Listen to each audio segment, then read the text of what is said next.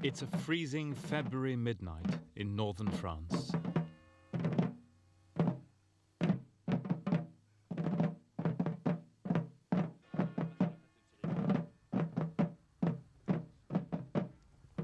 Former enemies, French and German, meet to commemorate the bloodiest battle in history, which began on this night 75 years ago. Verdun.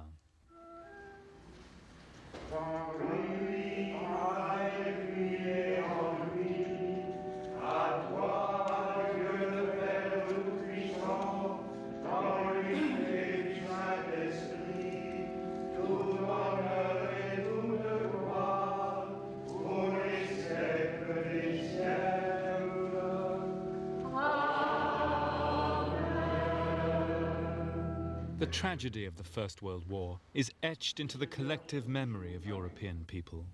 It was a watershed in their self-confidence, questioning their common faith in progress, patriotism, in civilization itself, and even in the existence of a benign God.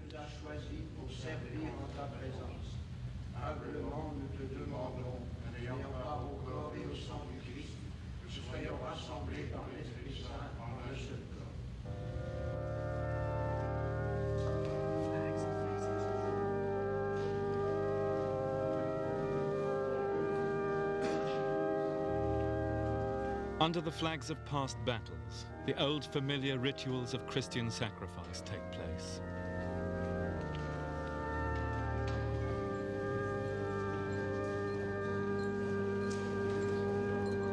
Only a lifetime ago, 750,000 people died here for a couple of square miles of ground, when the heirs to the culture of Voltaire were bled white by the heirs of Goethe and Beethoven.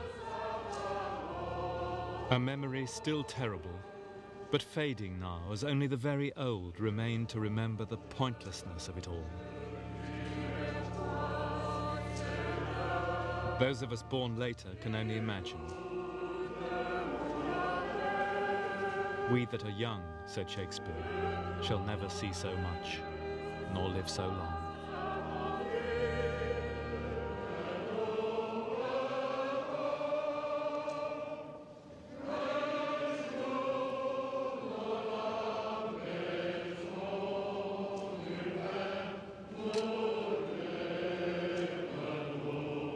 And now in the 1990s, after centuries of conflict, the Europeans are finally moving to unite. The descendants of the barbarians, of the Franks, Goths, Angles and Saxons, the first people in history to spread their civilization across the whole planet.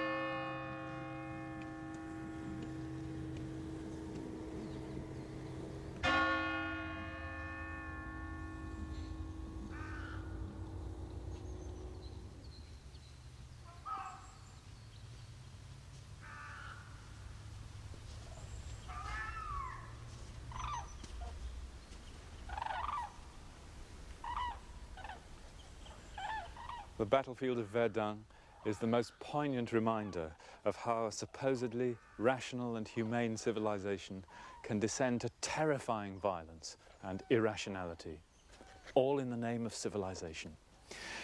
And that brings us to that most difficult of tasks, which is to see ourselves as others see us, to see our culture as we would a foreign country. And there, the inescapable lesson of history is that for all the great achievements of the West, for all its humanistic values and its egalitarian principles, its character is touched by a deep strain of violence.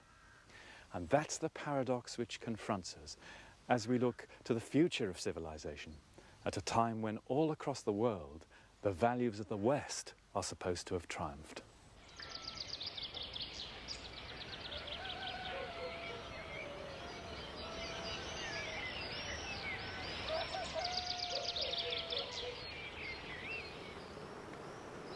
We Greeks live around the sea like frogs around a pond, said Socrates. This is Samos, and here began the quest which would lead Western man to the exploration of space and the conquest of nature itself.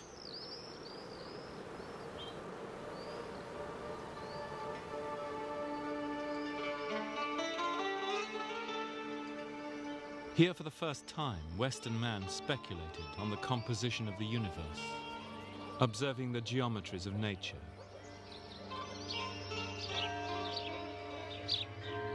Questioning the role of humanity in this order, the existence of God.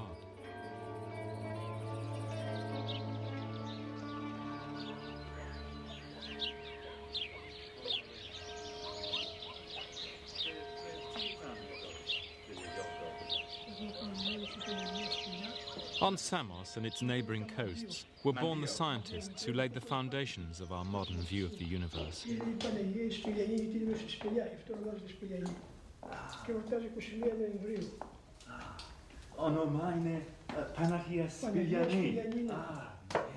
The most famous was Pythagoras, author of the theorem we all learn at school, and in a mountain cave here, a tradition of him has still survived.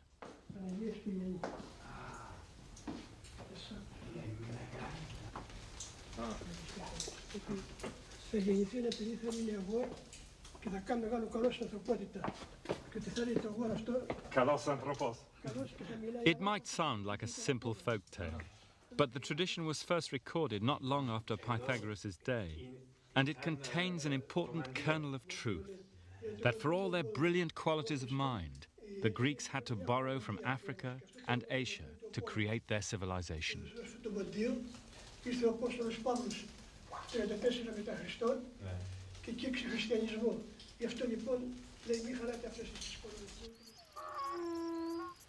In the West, we look upon this moment as the birth of science and reason, but it would be more accurate to describe it as the birth of Western science and reason, because right across the old world at this time, around 500 BC, it was an astonishingly creative epoch. The Axis Age, the time of Confucius and Lao Tzu in China, of the Buddha and the great grammarians and philosophers in India, of the Zoroastrians, the Jewish prophets, and the philosophers and poets here in Greece, all of them grappling in their own way with the ultimate question, the nature of reality itself. Still the ultimate question, whatever your line of business, whether it's poetry, religion, or particle physics. But this was the first time that the West, Europe, had participated in these great currents of civilization emanating from Asia. And here in Samos, it's easy to see why, because that's Asia over there. It's that close. In fact, the Greek word Asia originally meant simply that coastline in front of us. So that's the beginning of the great land mass, the teeming heartland of civilization, stretching away across the Fertile Crescent to Iraq, Iran, India, and China. So not surprisingly, Pythagoras and his contemporaries had imbibed Asian ideas, Babylonian astronomy and mathematics, Indian ideas about the soul and about rebirth. They may have transformed them with their own genius, but the Greeks still shared the basic beliefs of those other civilizations, that the universe was an ordered, beautiful, and harmonious whole. In their language, a cosmos.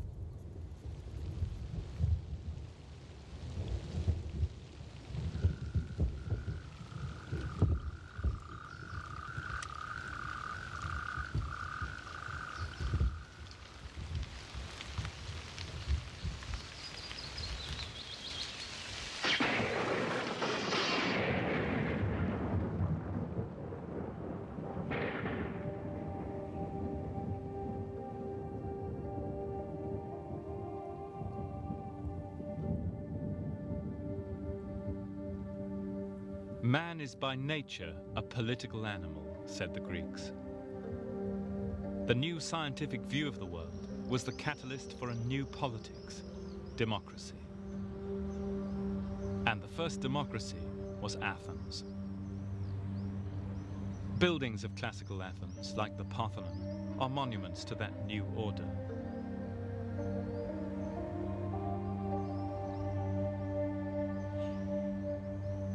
Like 18th century Britain or America, Greek democracy was limited, it excluded slaves and women, but it took the essential step of putting politics into the hands of the citizens.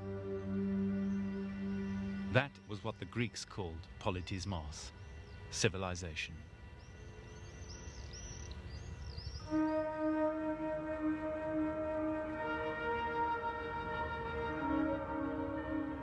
For the Greeks, the essential quality of civilized life was humanism.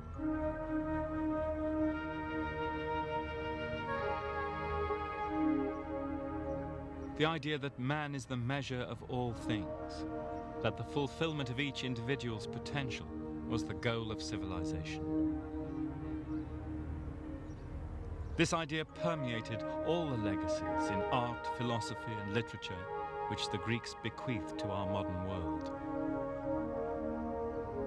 In the dramatic festivals, 30,000 citizens saw these great issues of fate and freedom acted out for all to see.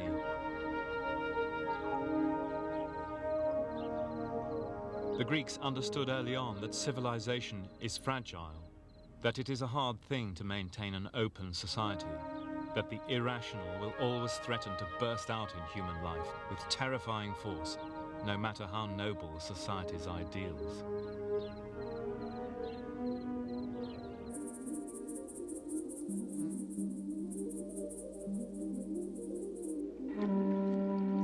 The Greeks, said Aristotle, are intelligent and free and have the capacity to rule all mankind.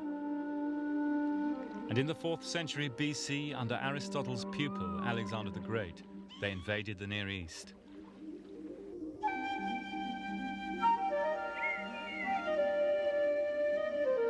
The valley of the Nile thronged with Greek colonists. In Upper Egypt, the monuments were covered with graffiti by awestruck Greek tourists. To think, fumed an Egyptian priest, we taught these upstarts all they know.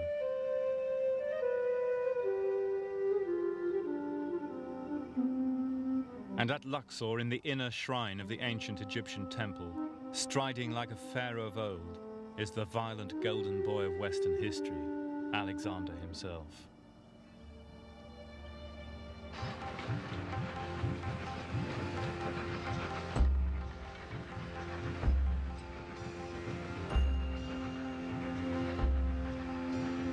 Overrunning Babylonia and Persia, the Greeks now crossed the Khyber Pass and poured into India, building their colonies on the northwest frontier.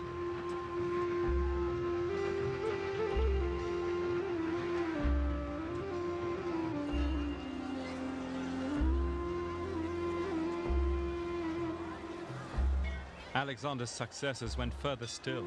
In the 2nd century BC, they sent devastating expeditions down the Ganges, sacking the ancient religious center at Benares.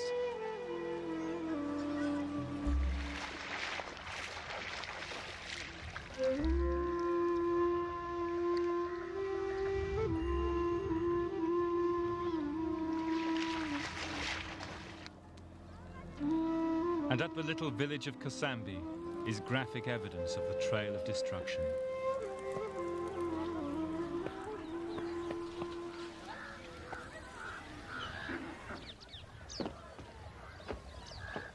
Here, a Buddhist monastery has been excavated, which was swept by a Greek firestorm, torched by Greek mercenaries sweltering out here, so far from home. Java, Supari, and blacks.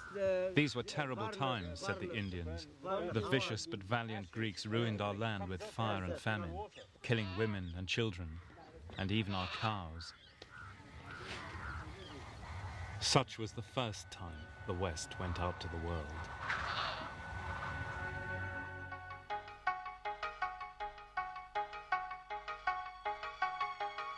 But the Greek conquests liberated tremendous historical energies. Trade routes now open through Central Asia on the Silk Route to China.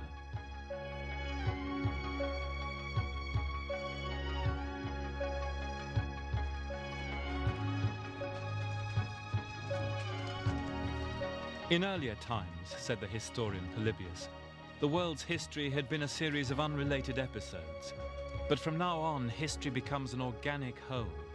The affairs of Europe and Africa are connected with those of Asia, and all events bear a relationship and contribute to a single end.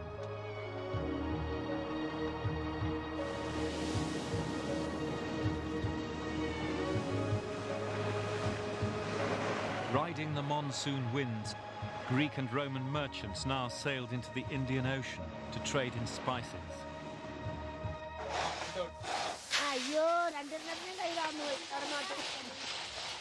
Each year, the Roman balance of payments ran millions into the red to fill the pepper barns by the river Tiber. It was the beginning of a vast exchange of cultures and ideas, the first glimmering of a world economy.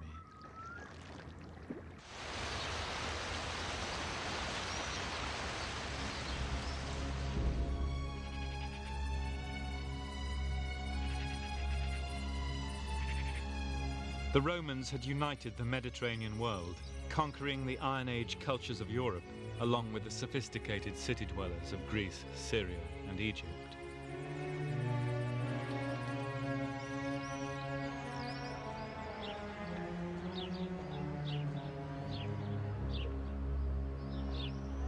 Brilliant architects, engineers, and military planners. Like all empires, theirs was based on military might, on slavery and cruelty.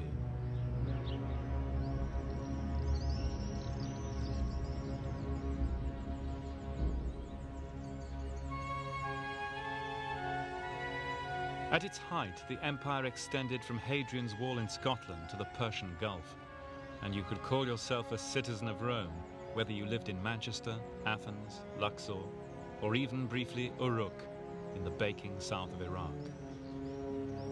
But unlike India or China, there was no binding religious or social ethic to hold its disparate parts together. And in the 4th century, it entered a great crisis, economic, social, and especially spiritual. And the vacuum was filled by an obscure cult, one of many new religions arising out of the spiritual ferment of the late antique world: Christianity.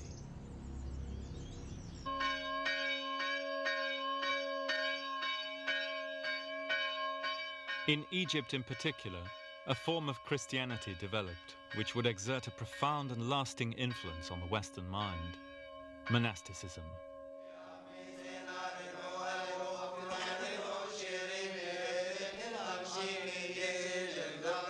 Christianity became the official religion of the Roman Empire in the 4th century, and with that a set of beliefs, myths and taboos deriving from the Iron Age people of Palestine and ultimately from the Bronze Age cities of Iraq was accepted by the rulers of the West as the final revelation of history.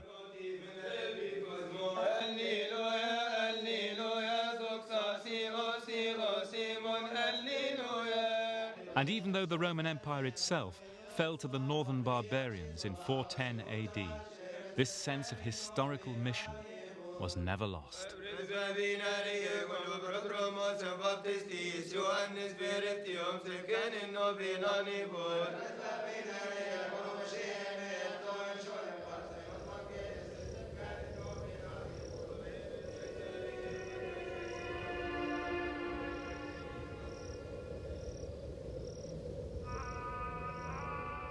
The triumph of Christianity was another product of the extraordinary fertility of ideas born in the intractable landscapes of Syria, Palestine, and Iraq, a testimony to the continuing inspiration which the West has drawn from the more ancient cultures to the East.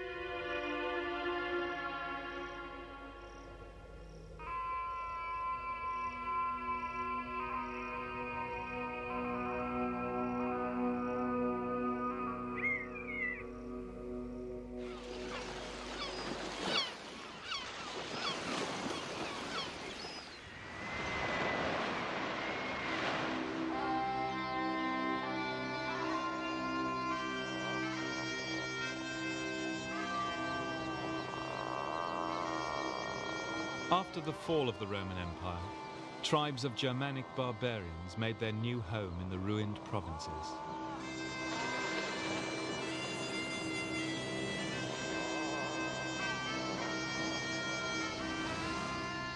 Out on the wild shores of Britain, with a religion from the Near East, a monasticism from Egypt, and a written language from Italy, the Anglo-Saxons started from scratch to build their new order, with the optimism of all immigrants thrown on strange shores. The ruins of that order are still around us, silent shapers of our modern world.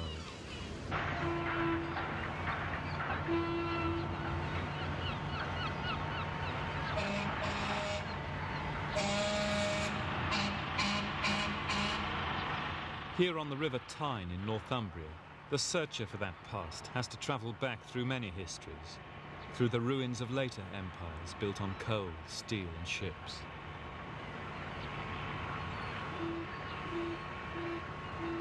But here at Jarrow is a place as crucial as any in the Western story.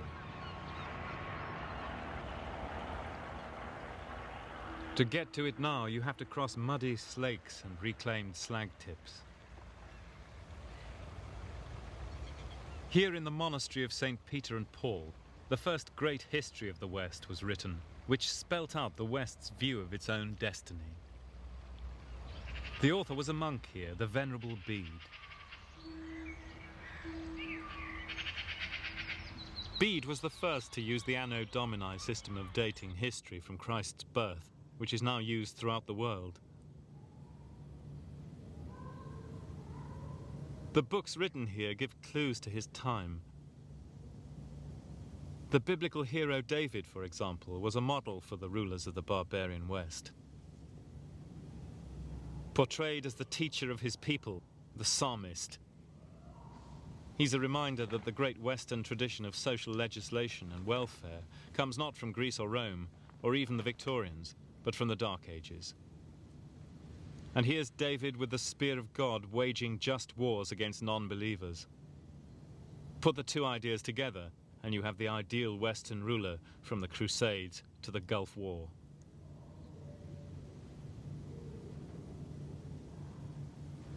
Bede's history was the most remarkable and the most successful attempt to show how the peoples of the barbarian West in the Dark Ages transformed themselves through the agency of civilization. Christian, Latin, Mediterranean civilization. Bede was a thoroughgoing European in that respect. In comparison with, say, contemporary town China, Bede's Anglo-Saxons and the people of Europe were indeed barbarians. They were impoverished, underdeveloped third world immigrants, as we would say today in the patronizing language of the rich. And yet here on the Northumbrian coast in the 8th century are already the key elements out of which the culture of the modern West would emerge. Judeo-Christian religion and ethics, the remains of Greek and Roman humanism and law, and native Germanic society and language. In the hands of a historian like Bede, that mixture could be made to tell a powerful story, that the peoples of the barbarian West were the appointed Christian heirs of the Roman Empire, a chosen people destined to lead us on into the last phase of human history, from the city of man to the city of God. The idea that history is purposive and leads to an appointed end would become one of the driving themes of world culture, from St. Augustine to Marx and from Jarrow to Tiananmen Square. In the medieval era, between the 11th and the 13th centuries, the barbarians came of age.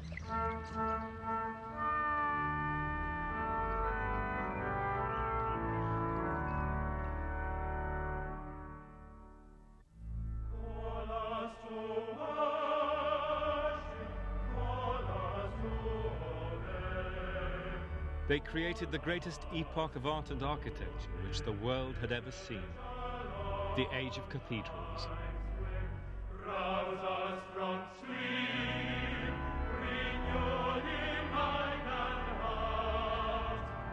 Inspired in part by Islamic forms, this was still the first full expression of a distinctively Western genius, and more than that, of the Western soul.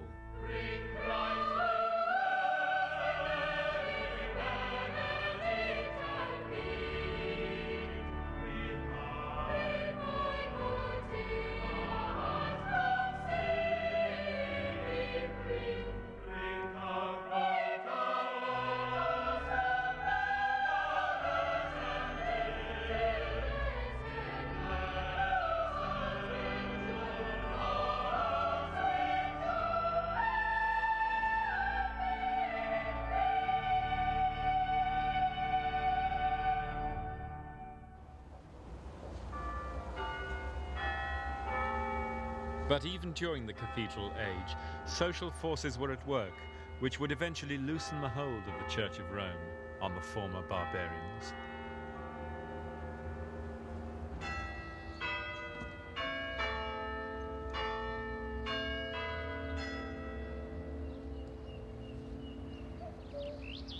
This is Norfolk in eastern England.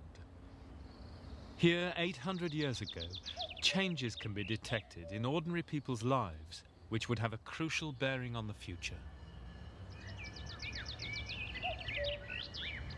This brings us to one of the most fascinating questions in the story of the rise of the West. How was it that such small-scale countries and economies could end up dominating the world as they've done? As late as 1550, England only had 2.5 million people. China and India, with their vast and highly developed economies, had passed 100 million centuries before. They'd made all the great inventions necessary for scientific and industrial revolutions. How had it happened? Was there something distinctive about the character of the West, or was it just historical chance? A graveyard in Norfolk may seem a strange place to ask such a question, but some answers may lie here, because across northwestern Europe, and especially here in East Anglia, records of birth, marriage and death suggest that as early as the 12th century, a distinctive character was emerging, of late marriage, of small nuclear families, but of also a possessive, property-based individualism and a free market philosophy, which seems uncannily like the seeds of later Western ideology, of the ideology which through the English, French and American revolutions became the dominant philosophy of the West and which rules our lives even today.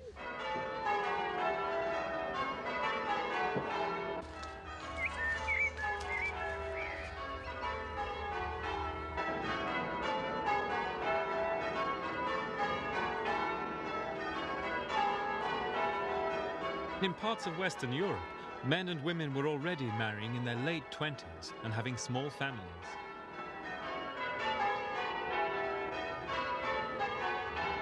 So Western people were beginning to do what today's Chinese, for example, have had to enforce by law. This was the key not just to population control, but to the accumulation of wealth. For with security of life, inheritance and property, you don't need big families. It was the start of a revolution in values, which would see the West diverge from all traditional societies. The first signs of Western individualism.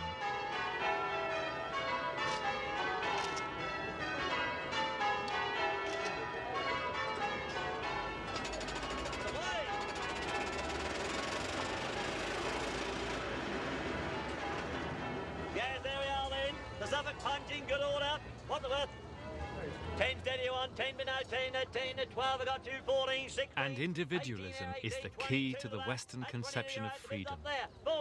An idea which comes not from ancient Athens, but is rooted here in Western Europe. Here, a property-based conception of freedom took shape early on. The beginnings of capitalism.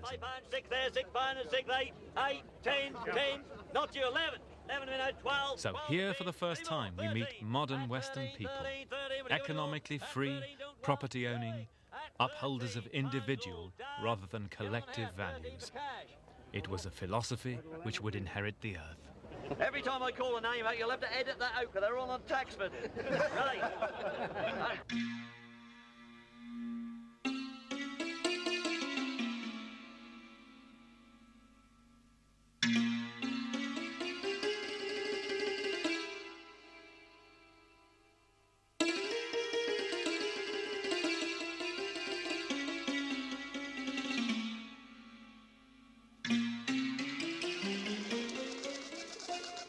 All this while, the great powerhouse of Western culture was still the Fertile Crescent.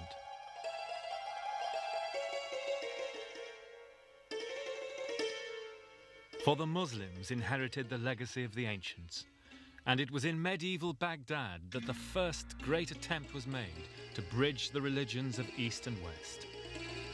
Through the universities and libraries here, Babylonian astronomy, Hindu mathematics and Chinese science were transmitted to Europe by Arab humanists.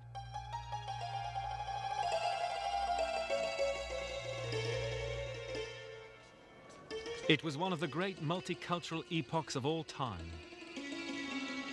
If one could combine Arabic faith and Jewish intelligence, said one, with an Iraqi education, Christian conduct, Greek knowledge, Indian mysticism, and a Sufi way of life, this would be the perfection of humanity.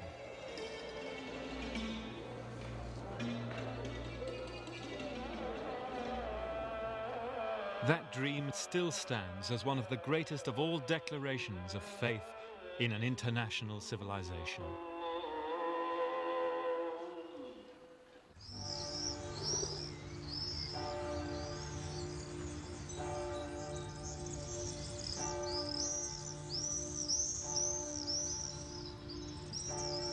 Now there comes the event on which the whole course of modern Western history rests. An event which opened unimaginable mental horizons and brought undreamed-of wealth flowing back to Europe, renewing and transforming the spiritual empire of Rome, gilding its roofs with Aztec gold. The conquest of the New World.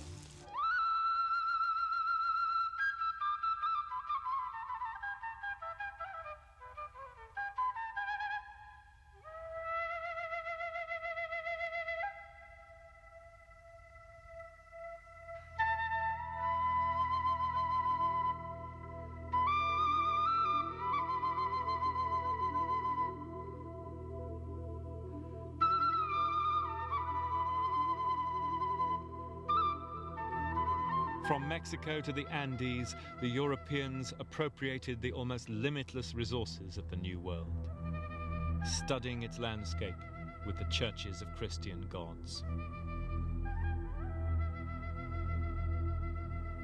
The conquest was accompanied by a genocide unparalleled in history. In the century after Columbus, over 2/3 of the native population of the Americas died through disease and violence. Perhaps as many as 50 million people.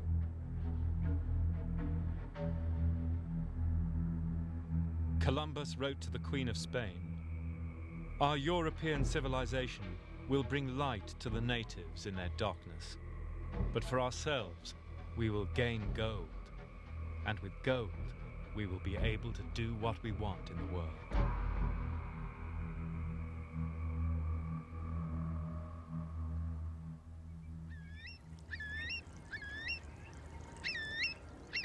The discovery of the New World shifted the center of gravity of the West, away from its old heartland in the Mediterranean, to the seaboard of northwestern Europe, to nations like Holland and England, Protestant and capitalist.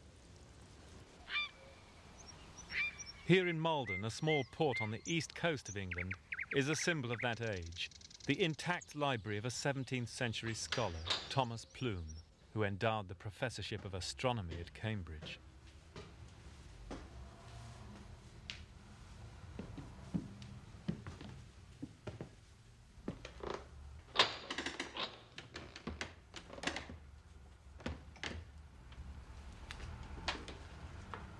His 7,000 books enable us to step back into the intellectual world of this new civilization of the West at the point of its rise to world domination.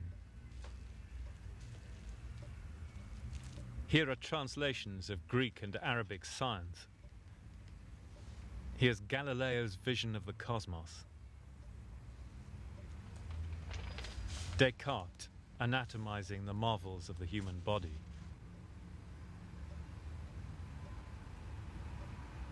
But the key figure in the new learning was Francis Bacon. For Bacon saw how science and technology would be used in the future to subdue the other peoples of the planet and ultimately to conquer nature itself. It's Bacon who now appears the prophet of our age and the quintessential Western scientist. This new science, new learning, had fateful implications for the future, as Bacon himself understood. For if it were true, as Bacon said, that henceforth in human affairs what was most useful in practice would also be most correct in theory, then truth itself could be defined in terms of utility, usefulness, not in terms of religion and morals. And so man could become a law unto himself, as Bacon said, and depend no more on God. It's one of the founding ideas behind our modern Western scientific civilization, which would go out and exploit and subdue the entire world in the name of that new science.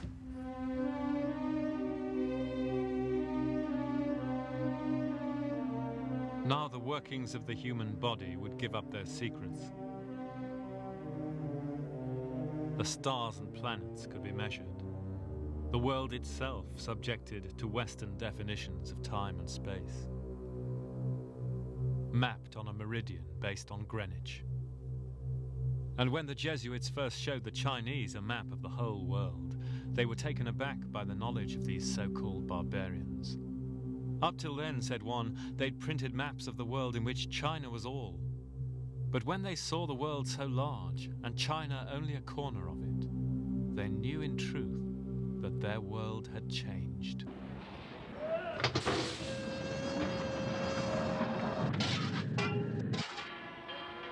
It was industrial revolution which now enabled the small-scale societies of Northern Europe to take a world lead in trade. And this happened first in Britain.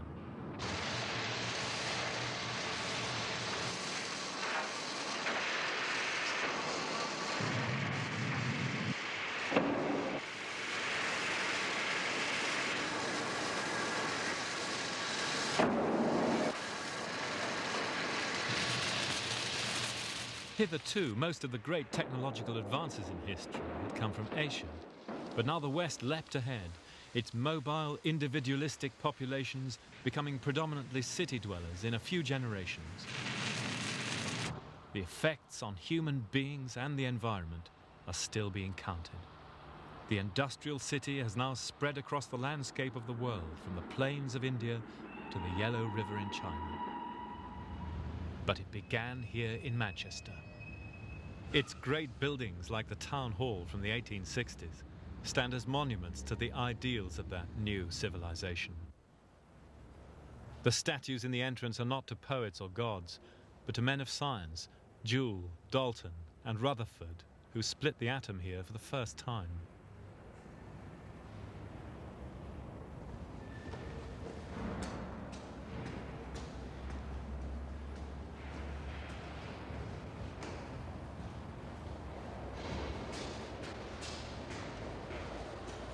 The 19th century badge of the city was the busy bee. Its motto, through prudence and hard work, the ideals of the new age.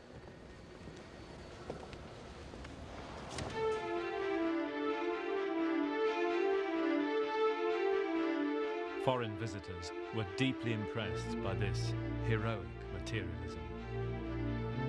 This is an extraordinarily talented people, said a Chinese diplomat. How can we continue to call them barbarians? For they have taken on the mantle of civilization.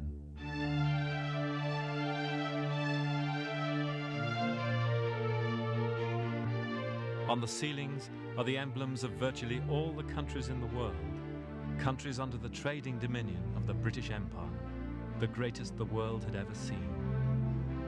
Among them, the ancient civilizations of India, China, and Japan, all now connected by this new form of international culture, manufacturing capitalism. The first cities of the great civilizations in India and China and the Near East had all been in some sense sacred enclosures. But these were emphatically places where money was to be made by hard work. The problems that they encountered in creating these industrial cities we're now familiar with all over the world. Population, poverty, health, housing, social order, democracy, and the ways in which they attempted to solve them here, the amenities which they thought were necessary for a civilized city life, have now become the blueprint for the modern city. But the Victorians differed from us in one important respect. but they were optimists about the role of the city as an ordering and liberating force in human affairs.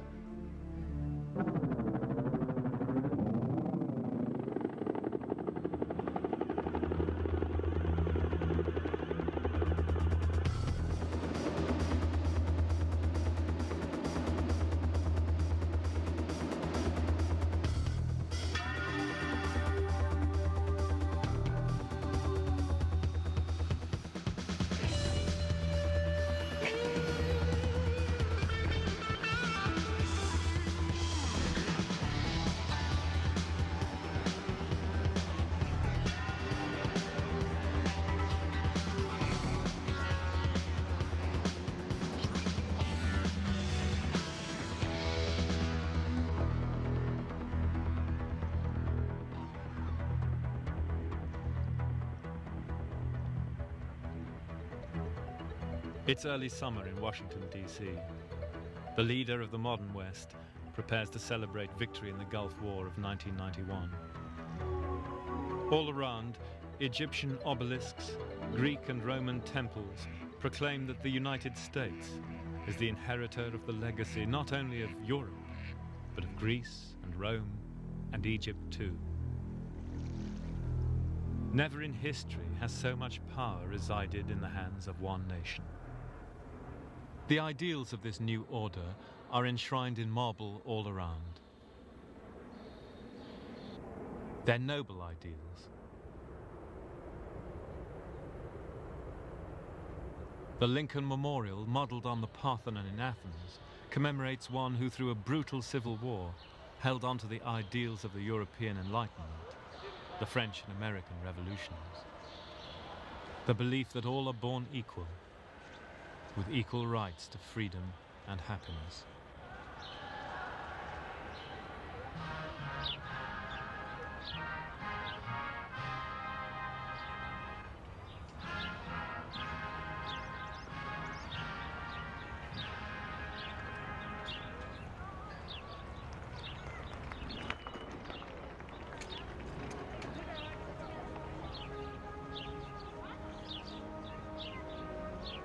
To walk this sacred space is to be reminded too that there are many ways of seeing history. That history is ever changing, never definitive, never black and white, and usually with right and wrong on both sides. And each generation must reinterpret history in the life of the nation just as in the life of the individual. In this way, like the pilgrims at the memorial to the Vietnam War, each of us tries to come to terms with our victories and our defeats, our wrongdoing and our suffering, our collective myths and our most cherished ideals. There we go. Okay. Want to put the helmet on? Good. Now, if you were flying along and all of a sudden you saw a bad guy, all you have to do is basically look at him and you can shoot him.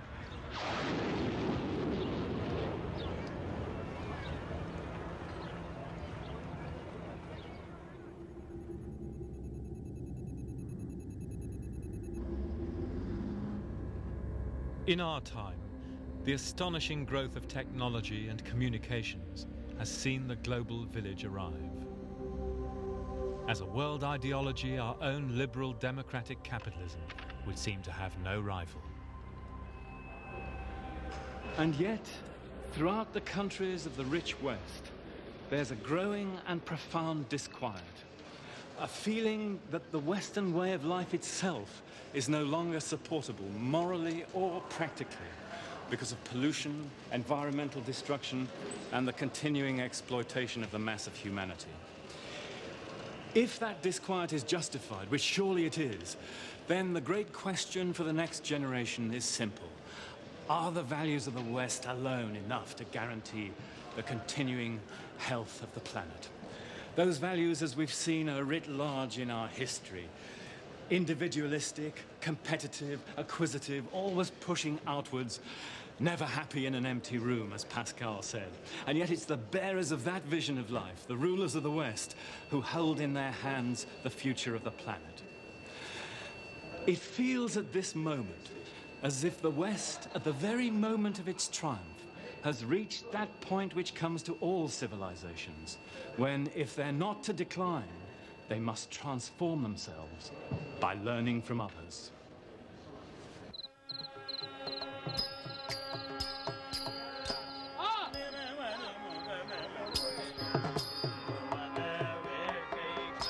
The crisis of earth and spirit we now face cannot be solved by any one nation, but only by reaching out to the other peoples, traditions and religions of the planet, in a dialogue beyond anything seen before.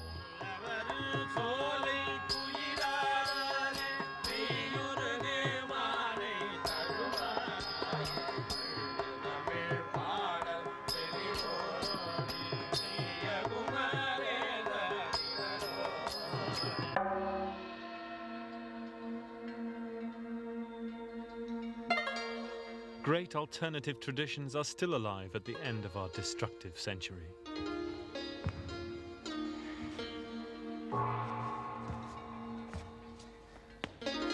Living testimony to the riches of humanity's past. As valuable to all life on Earth as the rainforests, these are the rainforests of the spirit.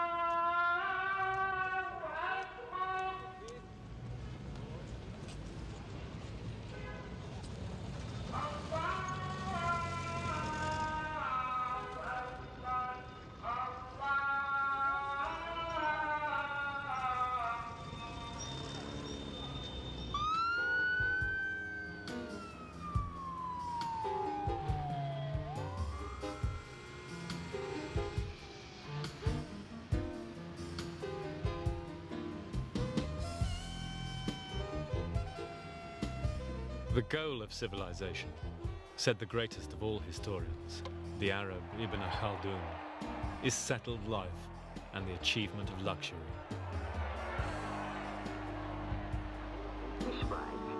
But there is a limit which cannot be overstepped. When prosperity and luxury come to a people, they're followed by excessive consumption and extravagance.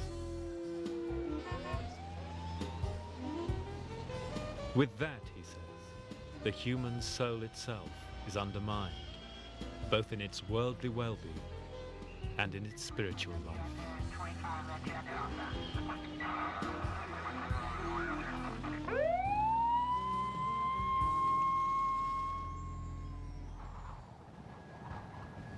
There's one last journey in this search for the origins of civilization.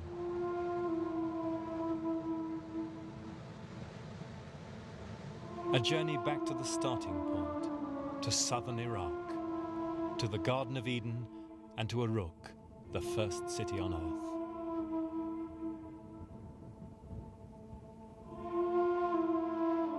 Here the Great Revolution happened 5,000 years ago, when people first tried to live in large-scale urban societies.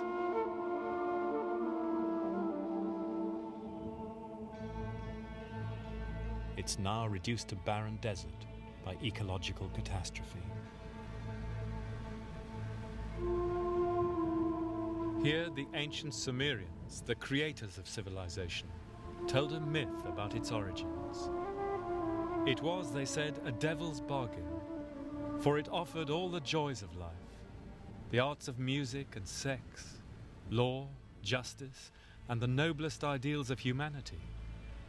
But it also brought destruction, violence, cruelty, and fear. All this is civilization, said the Sumerian god of wisdom. And if you wish its benefits, you must take all its qualities. It is for you to use them with restraint and with wisdom.